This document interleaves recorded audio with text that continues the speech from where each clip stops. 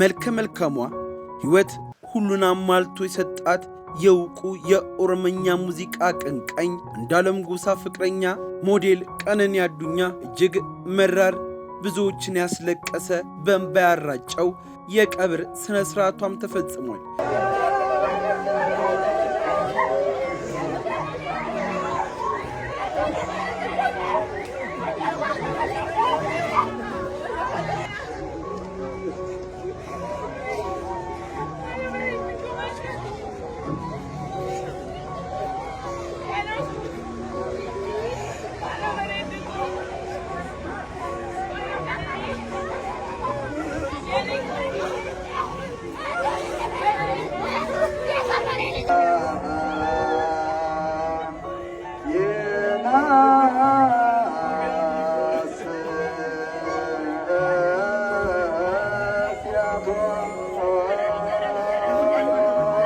ይህ እጅግ አንጀት የሚበላው የቀነኒ የቀብር ስነ ስርዓት ከአሟሟቷ ጀምሮ ያለው ታሪክ እጅግ በጣም አስጨናቂ እንቆቅልሹ ያልተፈታ ለሰሚው ግራ ያጋባና ብዙ የተለያዩ ሐሳቦች የተሰነዘሩበት ሆኖም የቀነኒ ሕይወት የሚመልስ ያልሆነ ፖሊስ ጠብቁኝ የሚለውን መልእክት በተደጋጋሚ ያሰማበትም ሆኗል። በተለያዩ ገጾች የቀነኒ ሞት ከተሰማበት ጊዜ ጀምሮ የወጡ ያሉ መረጃዎች የሚናፈሱት ወሬዎች እጅግ የሌላቸው በተለይም በባለቤቷ ከአንዱዓለም ጎሳ ብዙ ድብደባ የተፈጸመባት እንደሆነ ሕይወት መሯት መሞትም እንደምትፈልግ የሚያትት ወሬ ከተለያዩ ወገኖች የሚሰማም ሲሆን በሌላው ወገን ደግሞ የለም ከመሞቷ አስቀድማ የልደቷን ቀን በማስመልከት ለተከታታይ 5 ዓመታት ስታደርግ እንደነበረው ፎቶ ተነስታ ቲክቶክ ላይም ቪዲዮ ለቃለች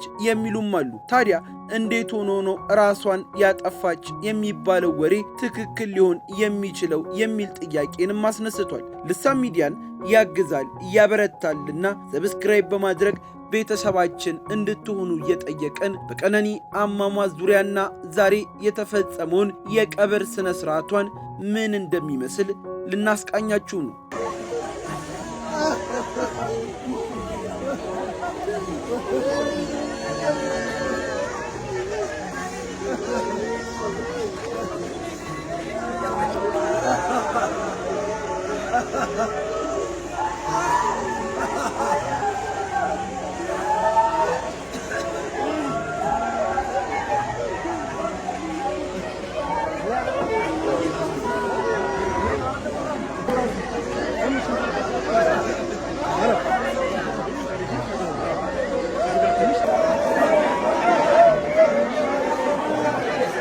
የሞቷ ነገር ለሁሉም እንቆቅልሽ የሆነ ብዙዎችን በእንባ ያራጨና ምክንያቱ ደግሞ ራሷን ከፎቅ ወርውራ መሆኑ የተሰማበት የቀነኒ ስርዓተ ቀብር ወዳጅ ዘመዶቿ በተገኙበት ዛሬ ተደርጓል። እጅጉን ልብ ስብር የሚያደርገው የወጣቷ ሞት ምክንያት ምን ይሆን?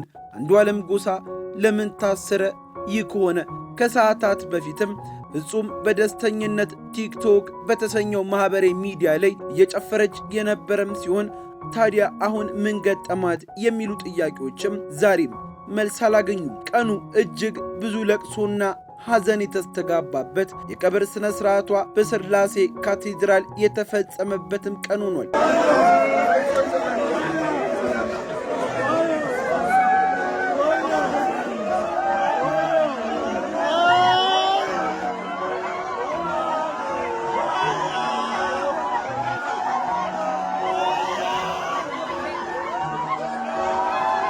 ተገድላ ይሁን ወይንም ራሷን አጥፍታ ምንም ግልጽ ያለ ነገር በሌለበት እንዲህስ ያለ ሐዘን በደጅሽ በቤትሽ አይግባ ያስባለው የቀነኒ አዱኛ አሟሟት የቀነኒ አዱኛ ህልፈተ ሕይወት ተሰምቶ ዛሬ በስላሴ ካቴድራል እጅግ በሚያሳዝን መራር ሐዘን በሚከት ለቅሶና ዋይታም መቀበሯም የተሰማው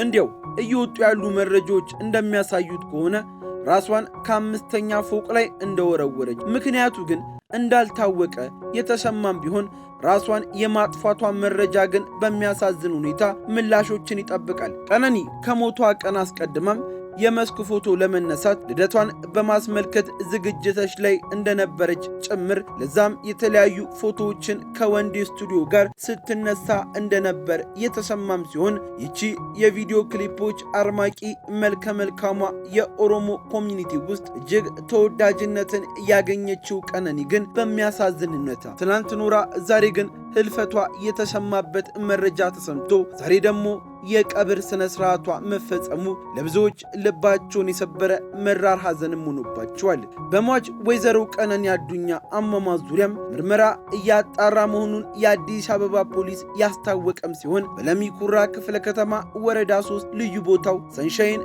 ቤቶች ፊት ለፊት ከሚገኘው ውዳሴ ህንፃ ላይ ነዋሪ የነበረችው ቀነኒ አዱኛ መጋቢት 1 ቀን በ2017 ከሌሊቱ 10 ሰዓት አካባቢ ከቤቷ የማብሰያ ክፍል በኩል ካለው በረንዳ በ5ኛ ፎቅ ለጊዜው ምክንያቱ ባልታወቀ ሁኔታ ወድቃ ለሕክምና እርዳታ ወደ ያኔት ሆስፒታል እንደተወሰደችም ተሰምቷል። የአዲስ አበባ ፖሊስም መረጃው ከደረሰ በኋላ የምርመራ ቡድንን በማዋቀር ቦታው ድረስ በመሄድ ተገቢውን የቴክኒክ የታክቲክ መረጃን አሰባስቦ የሟችንን አስክሬን ወደ ዳግማዊ ምኒልክ ለተጨማሪ ምርመራ እንዲሄድ ካደረገም በኋላ ዛሬ ምርመራው ተጠናቆ በዛሬው ዕለት ከቀኑ 9 ሰዓት በመንበረ ጸባዖት ቅድስት ሥላሴ ቤተክርስቲያን ሁሉም በተገኙበት ወዳጅ ዘመዶቿ እጅግ መራር በሆነ ለቅሷቸውን ባሰሙበት ሁኔታ ሥርዓተ ቀብሯ እንደተፈጸመም ነው የተሰማው።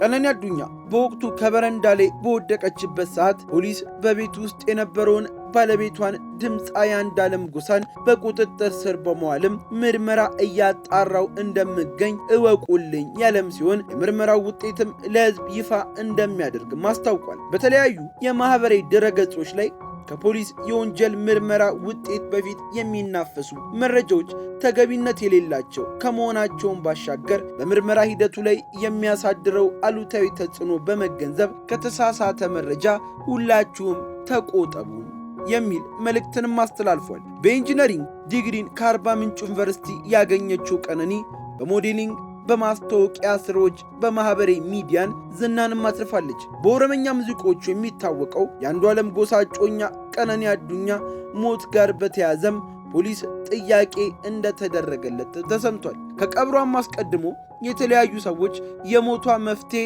ይነገረን፣ ምላሽ ፍትህ እንፈልጋለን የሚሉ የተለያዩ የማህበራዊ ሚዲያ ዘመቻዎች የተከፈቱም ሲሆን በባለቤቷ አንዱዓለም ጎሳ ላይ ምርመራው በሰፊው ይጠናከር የሚሉ ሰዎችም ሐሳባቸውን በተደጋጋሚ እያሰሙ ይገኛሉ። ሌሊሳ የተባለው የአንዱዓለም ጎሳ ማናጀርም ንጋት 11 ሰዓት ላይ ስልክ ተደውሎለት ቀነኒ ጉዳት እንደደረሰባትና ሆስፒታል እንደገባች እንደሰማ የገለጸም ሲሆን ቀነኒ ከሚኖሩበት ህንጻ መውደቋን ታዲያም ህይወቷም በዚህ ምክንያት እንዳለፈ ብቻ ነው ያለኝ መረጃ የሚል መልእክትንም በተለያዩ ማህበራዊ ሚዲያ እንደዚሁም ቢቢሲ ለተባለው የመገናኛ ብዙሃን ተቋምም ምላሽን ሰጥቷል። ፖሊስ ወጥቶ አስክሬኑን ወደ ሚኒሊክ እንደወሰደው ቀጥሎም ሱሉልታ ወደሚገኘው ወደ ቤተሰቦቿ አስክሬኗ ተወስዶ በዛሬው ዕለት በአዲስ አበባ ቅድስት ሥላሴ መንበረ ጸባዖት ቤተክርስቲያን የቀብር ስነ ስርዓቷ መፈጸሙም የተሰማው። ቀነኒ በሚቀጥለው ቅዳሜ ልደቷን ለማክበር በሚል ፎቶዎች እየተነሳች እንደነበርም የተለያዩ የማህበራዊ ሚዲያዎች ላይ የሚሰሙት ወሬዎች ያስረዳሉ። ለቻናላችን